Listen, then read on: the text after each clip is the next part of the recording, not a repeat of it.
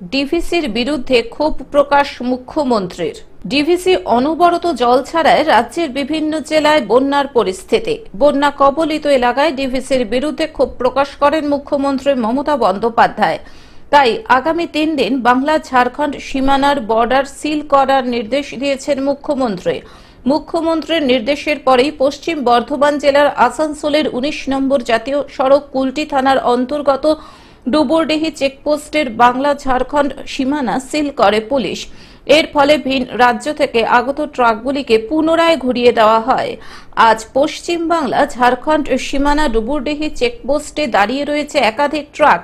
ট্রাকে রয়েছে কাঁচা মাল বলে জানান ট্রাক চালকেরা।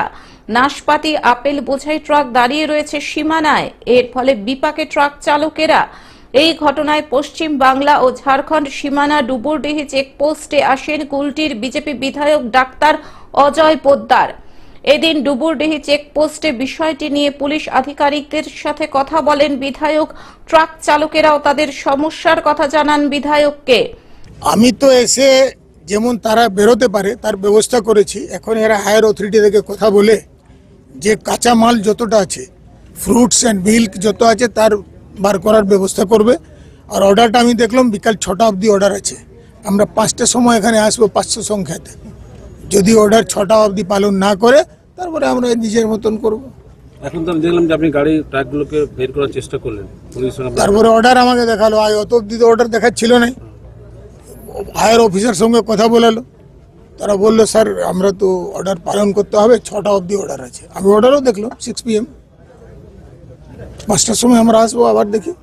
আপনার সঙ্গে বচসা হলো দেখলাম পুলিশের কি নিয়ে বচসা হয়েছে? গাড়িগুলোকে ছাড়তে হবে। 10,000 ট্রাক আছে, তো একটা ট্রাকে 5টা মানুষ, তো 50,000 লোক আছে। এখানে আমরা দাঁড়িয়ে জল খেতে পারবো না? তো পুরো রাস্তায় কি করে জল খাবে? খাওয়া দাওয়া তো ছেড়েই দেন, জল খাবার অসুবিধা। 6টা পর্যন্ত যদি না হয় তাহলে পরবর্তী কি করবেন? তাহলে পরবর্তী পদক্ষেপ 6 তারিখের 6টার সময় পরে হবে। আসানসোল থেকে সৌমিত্র গাঙ্গুলির রিপোর্ট, গ্লোব নিউজ। এখন থেকে গ্লোব টিভি দেখুন আপনার স্মার্টফোনেও। গুগল প্লে স্টোর অথবা অ্যাপল স্টোর থেকে ডাউনলোড করুন গ্লোব টিভি লাইভ অ্যাপ। এছাড়াও জিও টিভি অ্যাপ থেকেও দেখুন গ্লোব টিভি লাইভ।